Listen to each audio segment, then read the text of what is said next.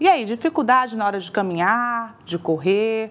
Está sentindo algum desconforto quando se agacha, sobe escada?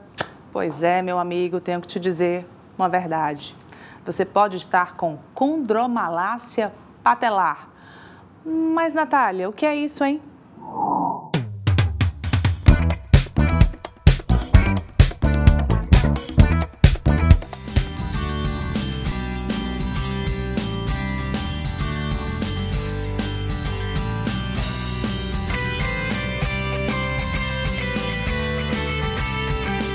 Doutor André Parente comigo agora para falarmos sobre a condromalácia patelar.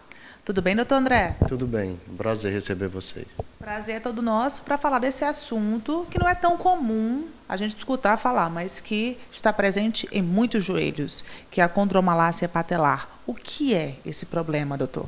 Bom, você falou que não era tão comum a gente escutar falar, mas realmente ela é muito presente em grande parte da população. A condromalácia patelar é uma doença que aparece na cartilagem.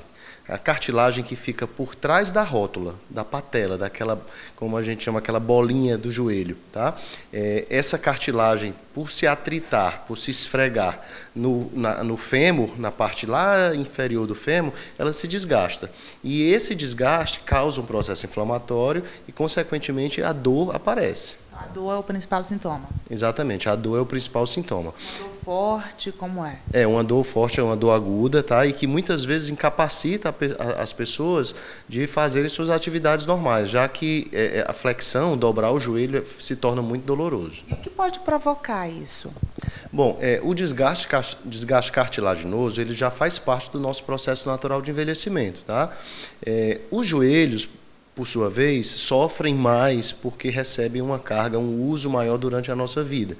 Então, além de já haver uma tendência natural ao desgaste da cartilagem, esse sofrimento que o joelho recebe faz com que essa cartilagem, essa peçazinha óssea, sofra mais com o desgaste. Além disso, existem também algumas alterações que a gente chama de biomecânicas, ou seja, no funcionamento mecânico da articulação do joelho. Algum desvio articular, alguma fraqueza muscular que possa tornar o funcionamento menos eficaz. Sobrepeso ajuda? Ajuda, sim, ajuda. Vai sobrecarregando. Toda atividade que exige uma mínima flexão do joelho já vai sobrecarregar a patela e, consequentemente, a cartilagem vai sofrer esse desconforto. É mais comum em que faixa etária? Bom, aí Depende. Desde jovem já aparece. Lógico que com a idade a tendência é que o desgaste cartilaginoso apareça com mais intensidade. Mas é muito comum a gente receber jovens, adolescentes aqui no consultório sofrendo dessa queixa. E normalmente só em um joelho? Também não tem esse padrão, não. Normalmente começa com um, né? Então a gente começa a tratar e tal. Dificilmente aparece nos dois, mas quando a gente vai investigar, fazer um exame de imagem, uma ressonância magnética, que é o melhor exame para investigar a condromalácia, aí você detecta que nos dois joelhos já tem um desgaste, lá em graus diferentes, mas que o desgaste já existe. E aí, doutor, o que fazer nesse caso? A pessoa tem que parar de fazer atividade física, não pode fazer esteira. Como é o tratamento, já que o desgaste da cartilagem é algo, parece ser irreversível, né? Como é que faz para tratar? A recuperação da cartilagem ela é muito sutil, ela é muito difícil, porque a cartilagem não possui irrigação sanguínea farta, não tem muito vaso sanguíneo na cartilagem. E o vaso sanguíneo é o que faz com que a recuperação seja mais eficaz. Então, a recuperação, quando acontece muito sutilmente. Em relação às limitações, ao que não fazer, o quadro está muito relacionado ao sintoma. Quando você tem dor, então você tem que respeitar. Então, se você está em crise, como a gente chama, está numa crise de dor, numa crise de inflamação por conta da condromalácia, então você tem que ter o repouso, sim. Além do repouso, em relação às atividades que machucam, que agridem a patela, você tem que fazer a fisioterapia também, tá? E, às vezes, tomar anti-inflamatórios, medicamentos que ajudem a combater essa inflamação.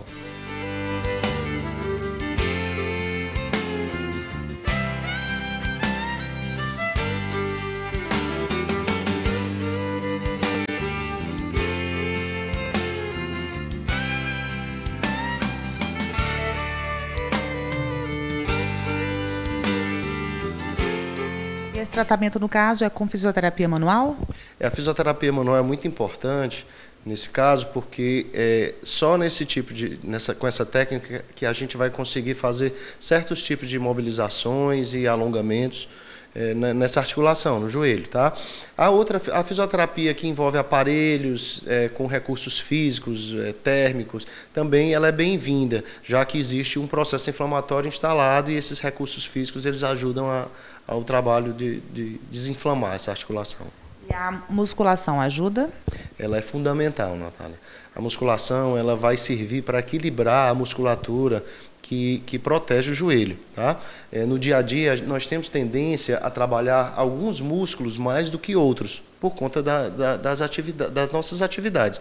E é só numa sala de treinamento que a gente consegue equilibrar e buscar aqueles músculos que a gente utiliza pouco e colocar eles para funcionar. E quando isso acontece, o equilíbrio da articulação se torna mais eficiente. Tá? Então, a articulação mais equilibrada, a patela, a rótula, vai sofrer menos e esse fenômeno, que é a condromalácia, ele tende a não incomodar. Mais uma malhação bem acompanhada, bem orientada.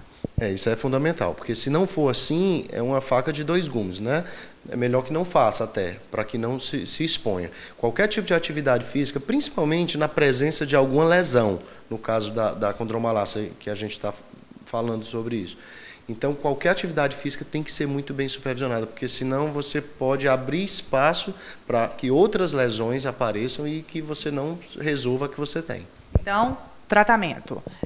Entra a fisioterapia, entra a atividade física e algum medicamento assim na crise?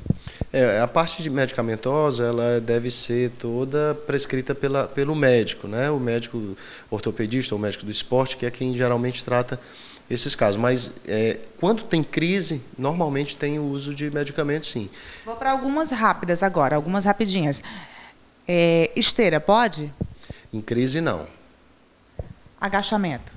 Também em crise, não. Depois que você está fora da crise, você pode, respeitando o limite de flexão, o limite de dobrar o joelho, para que não sobrecarregue a patela. Subir escada? Vai incomodar também quando você está em crise. Descer também? Mais ainda, porque na descida a gente despeja todo o peso na articulação do joelho. Só o joelho é que recebe a carga na hora que a gente está descendo. Subindo a gente usa quadril e usa tornozelo também. Cruzar as pernas? Cruzar as pernas não vai ser muito bom por conta da flexão do joelho, mas aí vai depender muito do caso de cada um. Mas, de modo geral, é bom evitar. Ok, doutor, muito obrigada então pelas informações aqui no nosso programa. Fiquei sabendo tudo agora sobre a condromalácia patelar e você também. Muito obrigada. Eu que agradeço. Obrigado.